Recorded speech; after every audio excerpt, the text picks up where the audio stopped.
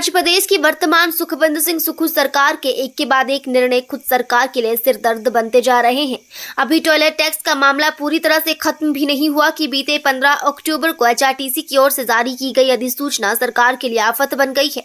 हिमाचल पथ परिवहन निगम ने बसों में माल भाड़े की दरों में बदलाव को लेकर एक अधिसूचना जारी की।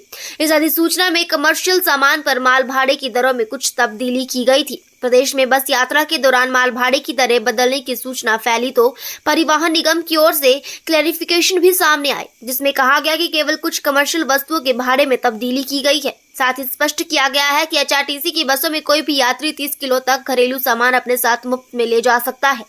पूरे मामले पर निगम की क्लैरिफिकेशन आने के बाद मामला शांत होता। इससे पहले मामले ने सियासी तुल पकड़ लिया और विपक्ष में बैठी भाजपा को बैठे बिठाए सरकार को घेरने का एक और मौका मिल गया। बिलासपुर सदस्य विधायक त्रिलोक जम्वाल ने प्रदेश सरकार के इस निर्णय पर तीखा हमला बोला है। उन्होंने कहा कि प्रदेश सरकार आए दिन तुगलकी फरमान जारी कर रही है। सरकार की ओर से एक नई अधिसूचना जारी की गई, जिसमें एचआरटीसी की बसों में यात्रा कर रहे यात्री के हाथ में अगर दवाइयां हैं, मोबाइल फोन है तो उसका भी किराया वसूल किया जाएगा। उन्होंने कहा कि ऐसे निर्णय प्रदेश की वर्तमान सरकार के आर्थिक दिवालियापन को दर्शाते हैं। उन्होंने कहा कि प्रदेश में केवल हवा पर टैक्स लगना बाकी रह गया है, जो आने वाले दिनों में कभी भी सरकार द्वारा लगाया जा सकता है। वहीं दूसरी ओर इस मामले में सरकार का पक्ष है कि मीडिया पर भ्रामक प्रचार किया गया। केवल कमर्शियल वस्तुओं के भाड़े में कुछ तब्दीली की गई है। मुख्यमंत्री के प्रधान मीडिया सलाहकार नरेश चौहान ने कहा कि एचआरटीसी की बसों में माल भाड़े को लेकर भ्रामक प्रचार मीडिया में किया गया। इसको लेकर हिमाचल पथ परिवहन निगम की ओर से क्लैरिफिकेशन भी दी गई है। उन्होंने कहा कि एचआरटीसी की बसें में कोई भी व्यक्ति अपने साथ 30 किलो तक घरेलू माल बिना किसी शुल्क के ले जा सकता है। एक और घोषणा की है, जिसके तहत अब प्रदेशवासियों को बसों में अगर हम बैठते हैं, सरकारी बस में बैठते हैं, तो दवाई तक का किराया प्रदेश सरकार वसूल करेगी। आपके पास मोबाइल है, उसका भी किराया प्रदेश सरकार वसूल करेगी।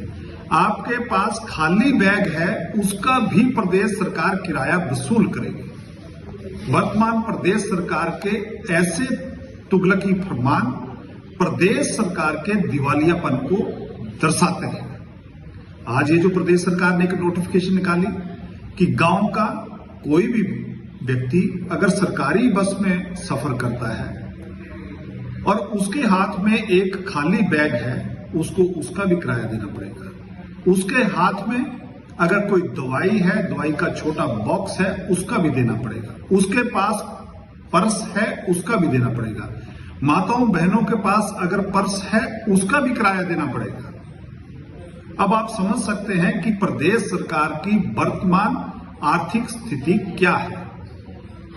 और प्रदेश सरकार तो बड़े बड़े दावे कर रही है, लेकिन ये जो आज की नोटिफिकेशन है, ये दर्शाती है कि प्रदेश सरकार आर्थिक रूप से कंगाल हो चुकी है। चंद दिन पहले इसी प्रदेश सरकार ने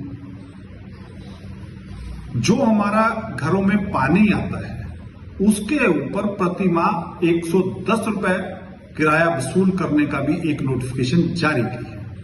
अब प्रदेश सरकार को केवल हवा पे टैक्स, ये जो हम ऑक्सीजन लेते हैं, ये उसके ऊपर टैक्स कभी कभी लगा सकते हैं, ऐसी इनकी सोच लगती है।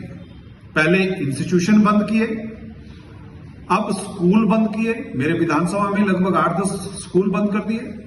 अब स्कूल बंद करने के बाद साया दूसरा, इनका प्रत्येक व्यक्ति को कैसे प्रताड़ित किया जाए, उस दिशा में ये आगे बढ़ रहे हैं। यही कारण है कि आज की जो नोटिफिकेशन है, ये प्रदेश सरकार के वर्तमान दिवालियापन को दर्शाती है।